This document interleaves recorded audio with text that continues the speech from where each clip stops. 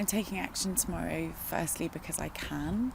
I have the privilege to do so, and I believe at this time where we're at such a crossroads for humanity, the scientists around the world are saying it's code red for humanity, and what we do in the next few years will determine the future of civilizations, of societies as we know it. So I believe that this is the only thing I can do at this time is to ask the government, our government and governments around the world, and the banks that control a lot of the decision makings that happen in government, to stop the harm. And unfortunately the usual channels of civil resistance, of traditional campaigning, have failed to work for 30 years. So over my lifetime, thousands of people have been going on marches, they've been writing to their MPs, and during that time we've invested more and we've burnt more fossil fuels.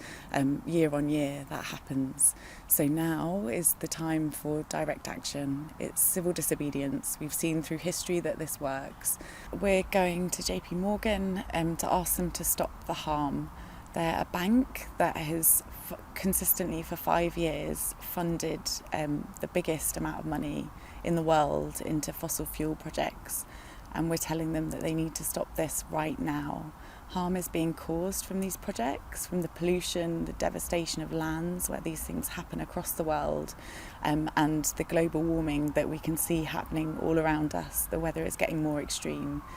JP Morgan need to stop funding fossil fuels, and our government needs to stop allowing institutions that are causing such harm to exist in our capital city in London.